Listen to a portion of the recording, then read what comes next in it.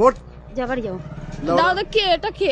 তোর বাপ, আমি তোর বাপ। এই ভিডিওটাতে যাকে দেখতে পাচ্ছ সে তো অমানুষ, কিন্তু যারা ওই অমানুষকে না থামিয়ে মেয়েটিকে থামাচ্ছে তারা কি? আমরা কেমন সমাজে বাস করছি? ঘটনাটা হলো গোবরডাঙ্গার, যেখানে একটি মেয়ে ভ্যানে চেপে তার কাজে যাচ্ছিল। সেই একই ভ্যানে বসে এই অমানুষটাও যাচ্ছিল।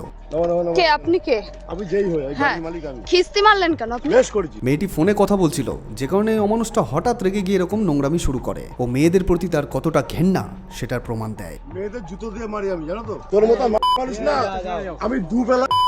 তারপর মেয়েটি সহ্য না করতে পেরে ভ্যানটাকে থামিয়ে রাস্তায় নেমে ভিডিও করা শুরু করে। পরে আশেপাশের লোকেরাও ছুটে আসে। একটা মাতাল লোক দিনে দুপুরে রাস্তায় দাঁড়িয়ে একটা মেয়েকে খিস্তি দিচ্ছে, অশ্লীল ইঙ্গিত দিচ্ছে। একবার ভাবো এই অমানুষ আরো কত মেয়ের সাথে এমন করেছে, বা তার বাড়ির মহিলারাও যে কতটা সুখে আছে এর কারণে তা ভালোই বোঝা যাচ্ছে। তোমার মারবো এক্ষুনি, দেখবা? জুতো দিয়ে মেয়েদের আমি মারি, দেখবা? পায়ের জুতো খুলে মেয়েটিকে আবার মারতেও যাচ্ছে, আর আশেপাশের মানুষ দাঁড়িয়ে দাঁড়িয়ে মজা নিচ্ছে।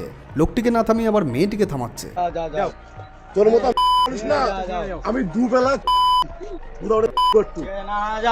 থেকে ভালো ভালো আমি দুবেলা।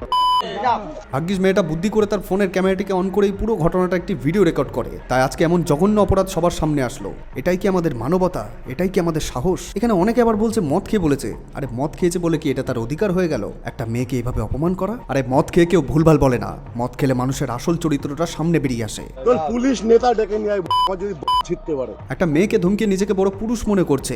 পরে ভিডিওটা ভাইরাল হতেই পুলিশ একে গ্রেফতার করে। ইতিমধ্যেই এর পুরুষত্ব ছোটানো হচ্ছে জেলে। আর যদি আমরা চুপ থাকি, কাল এটা আমাদের বোনের সাথে, দিদির সাথে, আমাদের বন্ধুর সাথে, আমাদের পরিবারের যে কোনো কারোর সাথে হতে পারে। তখনও কি আমরা চুপ থাকবো? প্রতিবাদ মানে শুধু সোশ্যাল মিডিয়ায় পোস্ট নয়, প্রতিবাদ মানে রাস্তায় অন্যায় দেখলে দাঁড়িয়ে চোখে চোখ রেখে বলা এটা ভুল। আর যারা আমার এই ভিডিওটা দেখছো, আজ থেকে সিদ্ধান্ত নাও, অন্যায় দেখলে এর পরের বার থেকে চুপ করে নয়, জবাব দিয়ে আসবে। কারণ এই সমাজ তখনই বদলায় যখন আমরা বদলাই।